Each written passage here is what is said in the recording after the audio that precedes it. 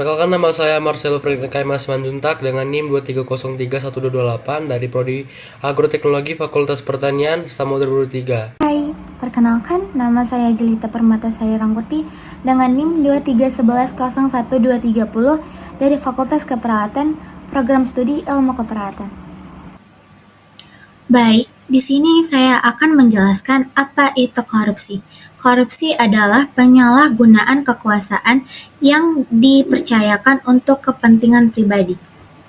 Menurut Junaidi Suwartojo, 1997, korupsi adalah tingkah laku atau tindakan seseorang atau lebih yang melanggar norma-norma yang berlaku dengan menggunakan atau menyalahgunakan kekuasaan atau kesempatan melalui proses pengadaan, penetapan pungutan penerimaan, atau pemberian fasilitas atau jasa lainnya yang dilakukan pada kegiatan penerimaan atau pengeluaran uang atau kekayaan, penyimpanan uang atau kekayaan, serta dalam perizinan atau jasa lainnya, dengan tujuan keuntungan pribadi atau golongannya, sehingga langsung atau tidak langsung merugikan kepentingan dan keuangan negara atau masyarakat. Selanjutnya, bentuk-bentuk korupsi.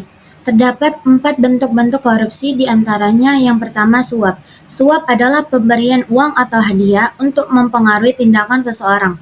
Yang kedua, penggelapan. Penggelapan adalah penggunaan dana yang dipercayakan untuk tujuan lain atau keuntungan pribadi. Ketiga, nepotisme. Nepotisme yaitu memprioritaskan kerabat atau teman dalam pemberian posisi atau keuntungan tertentu. Yang keempat, penyuapan. Penyuapan yaitu pemberian uang atau hadiah untuk mempengaruhi keputusan atau tindakan pejabat publik. Selanjutnya, faktor penyebab korupsi. Menurut Pusat Edukasi Anti Korupsi dari KPK, faktor penyebab korupsi dibagi menjadi 2, faktor internal dan faktor eksternal.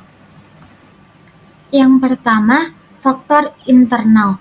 Faktor internal merupakan faktor penyebab korupsi yang datang dari diri pribadi. Faktor ini terdiri 2 aspek perilaku, yaitu individu dan sosial.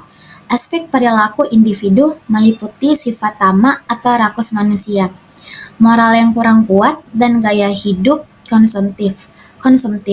Sementara aspek sosial dapat terjadi karena dorongan perilaku keluarga. Kaum behavioris mengatakan bahwa lingkungan keluargalah yang secara kuat memberi dorongan bagi orang untuk korupsi dan mengalahkan sifat baik seseorang yang sudah menjadi sifat pribadinya. Lingkungan dalam hal ini malah memberi dorongan dan bukan memberi hukuman kepada orang ketika ia menyalahgunakan kekuasaannya. Yang kedua, faktor eksternal. Faktor eksternal meliputi beberapa aspek diantaranya. Yang pertama, aspek ekonomi. Aspek ekonomi yang menjadi faktor penyebab korupsi adalah pendapatan yang tidak mencukupi. Kedua, aspek politis. Aspek politis yang menjadi faktor penyebab korupsi seperti kepentingan politis, meraih dan mempertahankan kekuasaan. Yang ketiga, aspek organisasi. Yang pertama, kurang adanya sikap keteladanan pimpinan. Kedua, tidak adanya kultur organisasi yang benar. Ketiga, kurang adanya sistem akuntabilitas yang benar. Dan yang keempat, kelemahan sistem pengendalian manajemen, dan yang terakhir, lemahnya pengawasan. Selanjutnya akan dijelaskan oleh Marcelo. Baiklah, saya akan melanjutkan materi selanjutnya, yaitu dampak korupsi. Dampak korupsi dapat dibagi 2, yaitu yang pertama ekonomi. Ekonomi dapat merusak pertumbuhan ekonomi, meningkatkan biaya bisnis, dan menghambat investasi. Nah, untuk dampak yang kedua yaitu sosial. Sosial dapat mengurangi kepercayaan publik terhadap pemerintah dan institusi lainnya, meningkatkan ketidaksetaraan. Baiklah, saya akan melanjutkan dampak korupsi, yaitu yang pertama politik. Politik dapat menurunkan kualitas demokrasi, meningkatkan ketidakstabilan politik, Dan untuk dampak korupsi yang kedua yaitu lingkungan. Lingkungan dapat menyebabkan kerusakan lingkungan karena regulasi yang lemah atau diabaikan. Baiklah, saya akan melanjutkan untuk kasus korupsi. Kasus korupsi KTP adalah peristiwa yang terjadi di Indonesia terkait pengadaan kartu tanda penduduk elektronika atau disebut iKTP pada tahun 2011 dan 2012. Berikut adalah beberapa poin penting mengenai kasus ini. Awal mula kasus yaitu kasus ini bermula saat Kementerian Dalam Negeri atau Kemendagri merencanakan anggaran untuk penyelesaian sistem informasi administrasi kependudukan atau SIAP yang mencakup nomor induk kependudukan atau NIK. Pemerintahan menargetkan pembuatan ektp selesai pada tahun 2013, yaitu lelang ektp dimulai sejak tahun 2011, tetapi banyak masalah terkait pengambulan dana atau kong-kali-kong korupsi, yaitu mantan Bendahara Umum Partai Demokrat Muhammad Nazarudin pengungkap adanya kong-kali-kong secara sistemik dalam proyek pengadaan ektp pada tahun 2011 hingga 2012.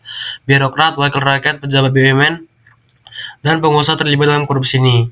Negara mengalami kerugian mencapai 2,3 triliun rupiah. Akibat korupsi berjamaah ini, tokoh yang terlibat yaitu beberapa tokoh, Setia Novanto, mantan Ketua DPR RI, Irman dan Sugiharto, dua mantan pejabat Kemendagri, Made Oka Magasung atau pengusaha, Irvanto Hendra Pembudi Cahaya, keponakan Setia Novanto, Andina Ragong atau bisa disebut pengusaha, Anang Sugiana Sudarjo, Direktur Utama PT Quadro Solution, Markus Nari, mantan anggota DPR, dan untuk tuntutan hukumannya, hukuman penjara 16 tahun, pencabutan hak politik selama 5 tahun, hingga denda 1 miliar rupiah dan pengambilan uang sekitar 7, US dollar dari Setia Novanto memiliki peran penting dalam skandal korupsi yang merugikan negara sebesar 2,3 triliun rupiah.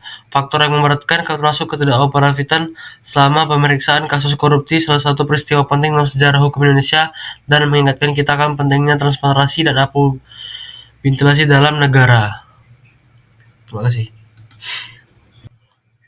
Adapun kesimpulan yang kami dapat yaitu kasus korupsi ektp melibatkan proyek pengadaan KTP elektronik di Indonesia pada tahun 2011 dan 2012. Kasus ini terjadi sejak tahun 2010-an dan dikabarkan merugikan uang negara hingga mencapai 2,3 triliun. Dalam kasus ini terlibat mantan Ketua DPR Setia Novanto, didakwa bersama-sama melakukan tindak pidana korupsi yang mengakibatkan kerugian negara sekitar 2, triliun rupiah.